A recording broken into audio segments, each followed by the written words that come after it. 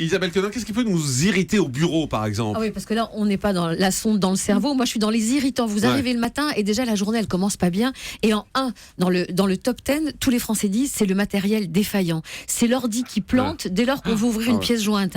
C'est l'imprimante qui veut pas imprimer ou la photocopieuse qui nous a lâché aussi.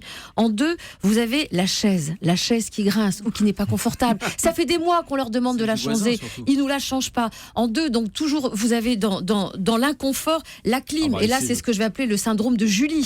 La clim qui est réglée trop froide ou alors la clim qui ne marche absolument pas. Et puis, alors, les toilettes qui puent en 3e position.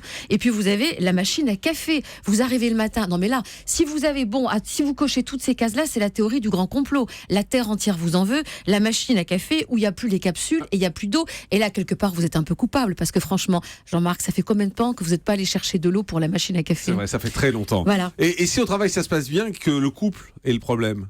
Alors, dans le couple, il y a les tue-l'amour, parce que c'est ça qui est irritant. Et c'est la répétition de ces tue-l'amour qui va faire qu'on en a ras-le-bol. C'est la question de trop, c'est-à-dire c'est la superglue. C'est avec qui tu as déjeuné, et comment elle est ta nouvelle collègue, et comment ça se passe, et à quelle heure tu vas rentrer. C'est ce qu'on appelait les vêtements mous. Alors les vêtements mous, c'est l'esthétique. C'est tout à coup voir l'autre qui traîne avec une robe de chambre matelassée de grand-mère. C'est l'homme qui est sur le canapé avec le survêtement qui fait des poches et qui n'avantage pas. C'est tous ces trucs-là, c'est le manque de propreté. C'est les ex. Quand vous avez l'autre qui vous dit, tu sais, avant Jean-Jacques, il m'aurait jamais dit ça. T'avais qu'à rester avec Jean-Jacques. C'est tous ces trucs-là, c'est la routine, c'est le reproche.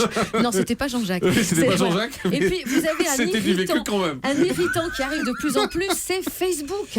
Vous lisez les messages des autres, les statuts des autres, et ça vous agace. Déjà, ceux qui se vantent d'avoir perdu 15 kilos, qui disent qu'ils sont trop heureux, qu'ils sont partis en vacances, qui font du sport, ceux qui prennent les photos de leur assiette. Qu'est-ce qu'on en a à faire? Vous avez des messages avec la photo de la paella qu'il est en train de manger. Vous en fichez. Vous avez les messages mystérieux. Je suis enfin moi. Et je me comprends. Ben, ça aussi, on s'en fout complètement.